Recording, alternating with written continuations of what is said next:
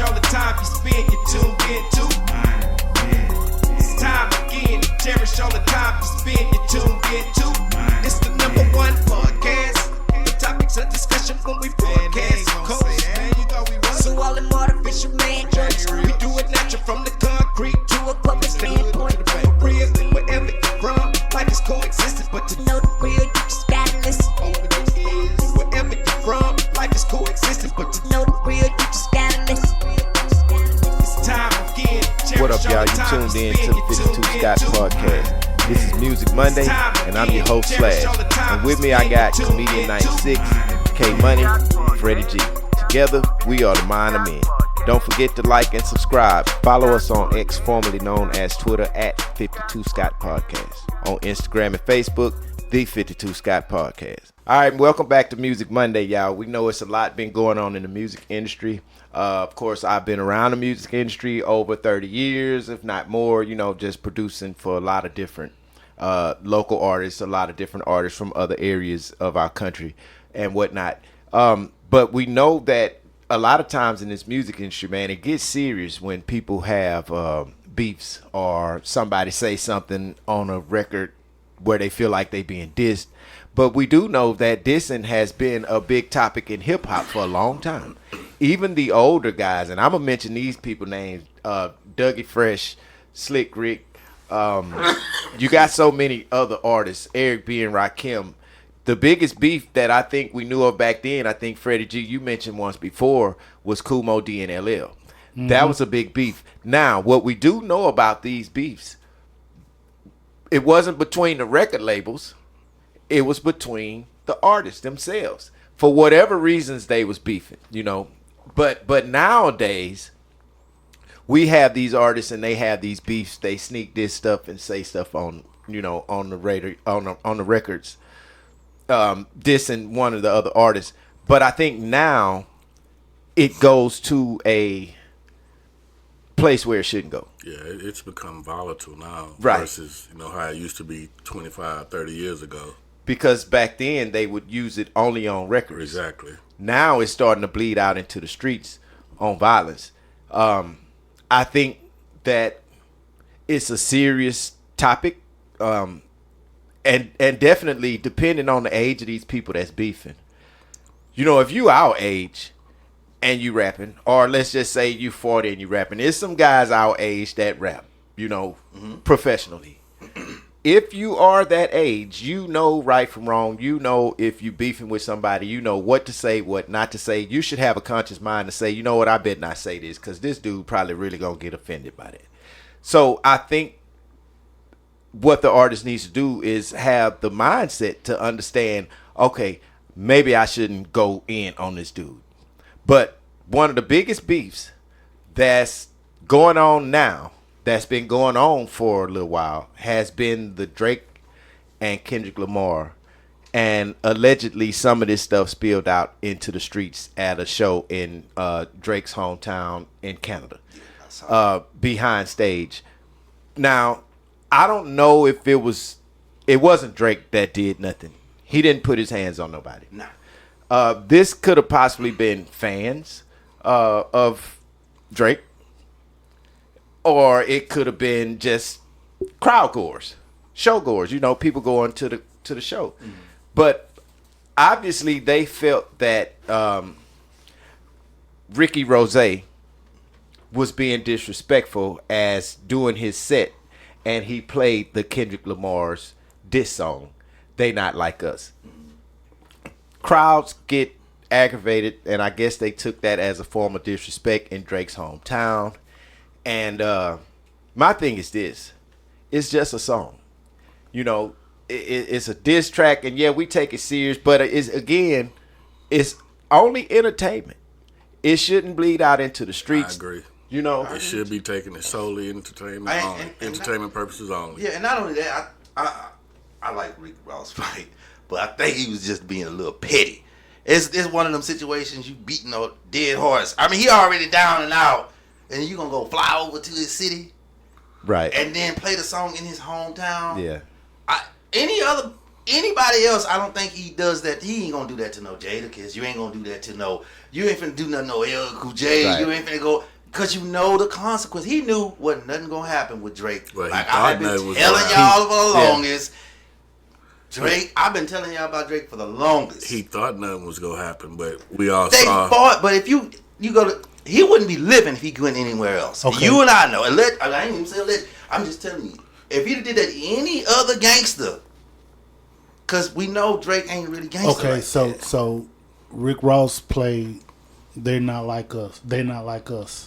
In Canada, right? So prior to him doing that, prior to him going to Canada, him and Drake already had some kind of disagreement, right? Correct. Here's what you got to ask yourself.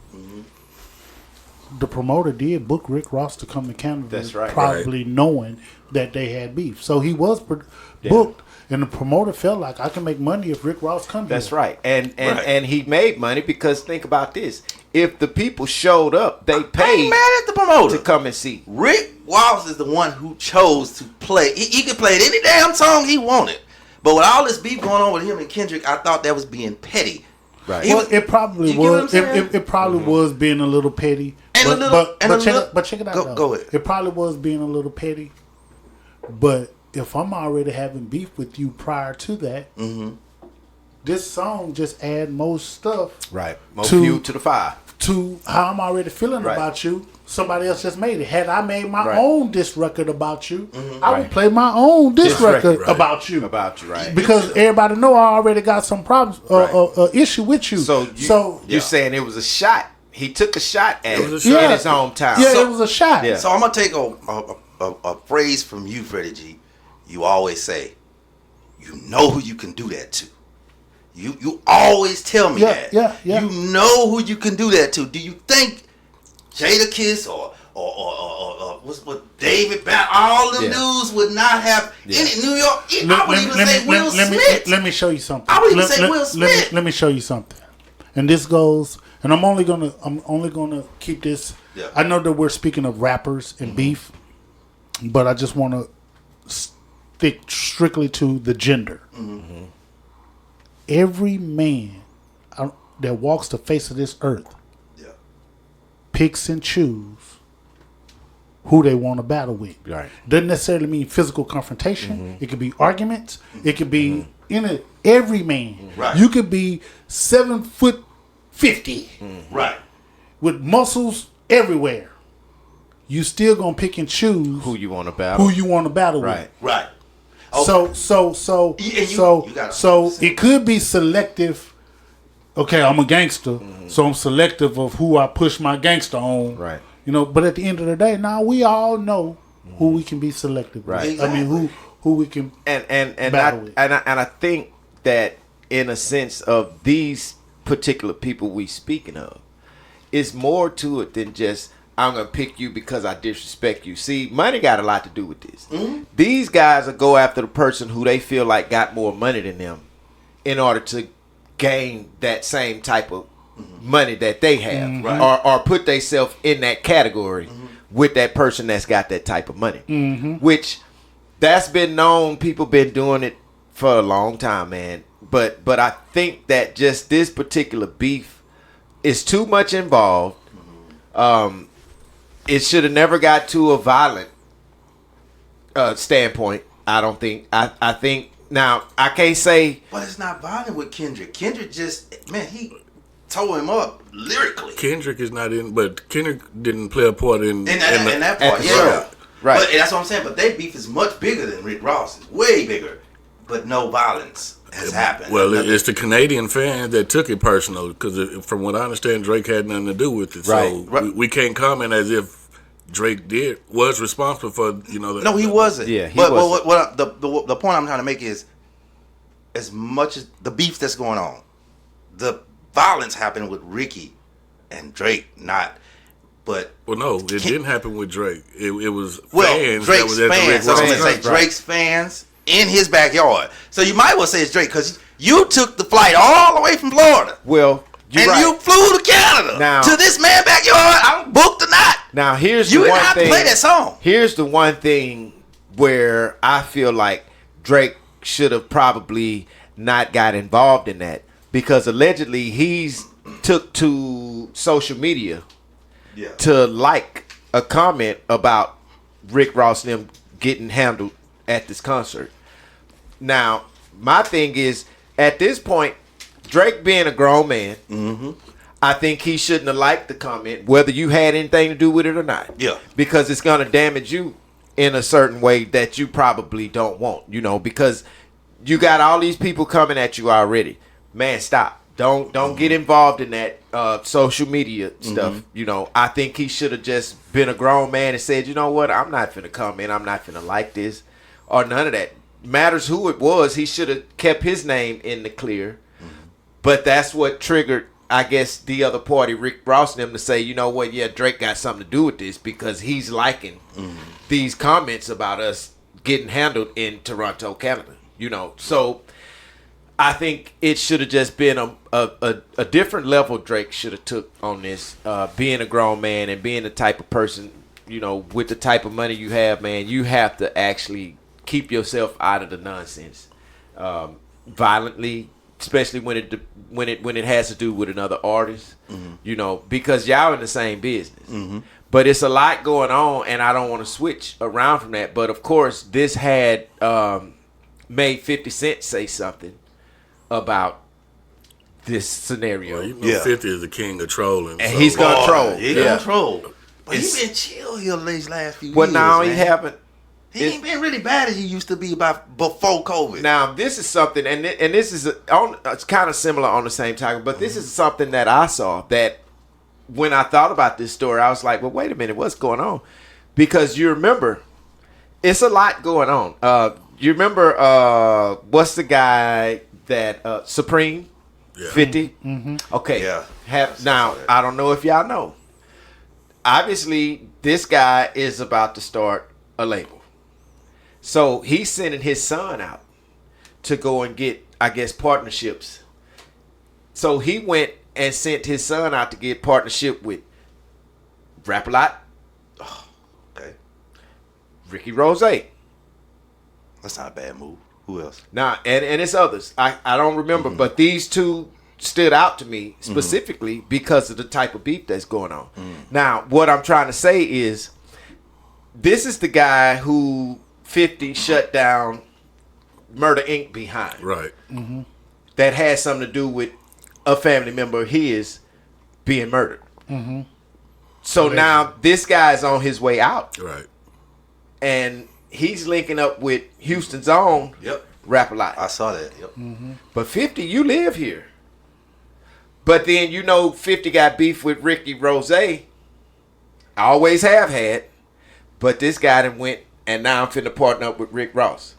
But now, this is the strange part. Rick Ross is beefing with Drake. And your label, one of your people with you, label-wise, is getting ready to do a business deal with, you know, Supreme. And what I guess I'm trying to say is, there's beef between Rick Ross and Drake. And now, one of your management, Rap-A-Lot, Drake Prince, over Drake, is now linking up to do a business partnership with Rick Ross and Supreme. Now that linking up is allegedly, right? That's allegedly linked. Okay. But his son has been out here politicking with these around. people. You know what I mean? That's a dangerous game, what I'm trying to say. Yeah. And I don't think that the industry needs to come to, because it could be a lot of stuff go on behind that. Yeah. Just being the situation at hand. And the main thing to me that gets me is these people are grown, man. Yeah, they in their 50s. These people 50 something, if not 60. What are we doing? Really, what are we doing? We supposed to be getting this money. Why it can't be a situation to where people are understanding of, okay, his family need to eat, my family need to eat. Let's figure it out. I ain't trying to take no money out of your food off your table. Right. You know what I mean? I just don't get that. Yeah. As I guess in the music industry, man, it's like that in the comedy world too. You try to gang up. Man, let's get this money together. And then everybody's against you. Yeah, they don't want to. Yeah, That's crazy, man. I think once you reach a certain amount of millions, like Rick Ross and Drake, and some of these other alleged beefs, right? You reach a certain amount of millions. I don't really think it's really about the money. I think it has a lot to do with ego and pride. It probably is. The male ego is fragile, man. And when you test another male's ego, and his peers are looking, he feels like, I need to stand up and fire back in some way, shape, or form. Now, I agree, but is that being a man, or is that being a boy? Well, I'm gonna be honest with you. Being able to control your emotions make you more manly. Right. So the answer to your question is, if you're able to control your emotion, this is an opinion. If you're able to control your emotions and you're able to back down, it takes more strength to back down and to control your emotions than to fire off and be more emotional and go ahead. So if you're able to back down and control your emotions, I think that would make you a little bit more manly and more mature. Right. You know, but that male ego, man, is something, man, and the male ego is very fragile, man. Yeah. And these older rappers, in my opinion, man, need to be setting the example because it's the youngsters, rapper-wise, that are being more volatile because they're being killed. You know, the incident we're speaking of that happened in Canada was just, physical altercation, fighting or whatnot, but we've heard in the past how rappers have been killed with the King Von over this beef, so all them. And it's so many. Yeah, it's so many, man. And now, not to change the subject, but since you mentioned these youngsters and what they doing, somebody allegedly Pop Smoke to dug up this man's grave. Yeah. I saw what that. What are they doing? Come on. What are we doing? You know what I mean? I mean, it's not making no sense to me because why? I didn't hear that shit. It's out there. They dropped the mama. She mad. Come on, man. I'm gonna say this. Once it was $500 worth of damage. They did put them out, but why would you dig it up? What are you doing? What are we doing as a black culture? When do you step this low to disrespect a person that's already dead that cannot harm you in no kind of way? The little young Julio, he just died. The same thing. Yeah. Going to people great. The girl rapper, I can't think of her name. She just got killed like maybe last week, I think it was. Because she was talking about her boyfriend that was in the grave, and she was kind of talking crazy. They killed him. Here's what you notice in all of this, and we know that one of the biggest tragedies in the hip hop community is the Tupac and Biggie, right? Right. But here's what you notice with it all, man. It's never the rappers themselves. Right. Mm-hmm. It's always somebody around them, or somebody that's they may not be around them, but may be very fond of them, or whatever the case may be. Mm-hmm. The rappers themselves, they actually are the ones that keep it on wax. Right. And that's where it should remain. But the people around them, they're the ones that's creating it's the people violence. around them, and again, this is why I feel like you have to be careful what you say on a record about somebody. Yeah. Because what you don't know is their emotion about what you just said. You don't know how they take to what you just said about them. Like, that's like your mama joke. Right. We used to do that as kids all the time. But we didn't know what activated that person whose mama we was talking about because of what we said. You know what I'm saying? We could have mentioned your mama, whatever. That's funny you said my mama joke, but I guess this show was meant. Freddie G, you taught me this one. Again, it's another life lesson. He was good at the mama jokes when he was younger. Mm-hmm. But that nigga Freddie G pulled me aside. He said, when you say those mama jokes, you gotta be ready for whatever comes. Because you don't gotta be ready for whatever comes. And I stopped. I never did mama jokes. You don't know the emotion of the other person. And what you said might have struck a nerve. Exactly. Yep. So it's the same thing with this rapping on records. You got to be careful what you say because that shit is in stone now. Boom, forever. For the rest of your life and theirs. Mm-hmm. for their kids to hear, for their grandchildren to hear. So you gotta mind what you're saying. And the worst part about that is, if it's a serious beef and somebody wanting to do something to you at a certain point, man, that shit can last 20, 30 years, man. So here's the thing, though. Here's what's crazy. You know, when you're in, and I'm going to use the word fight for an example, but I'm not actually speaking physically. I'm just speaking, confrontation, argument, or whatever, or rapping, dissing.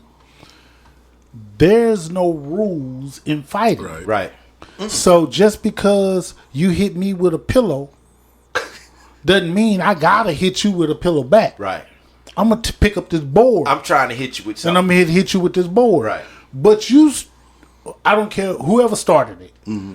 At the end of the day, once it started, now I gotta hit you back. I got to get my leg back. And there's no rules Right. on what I should use to hit you back.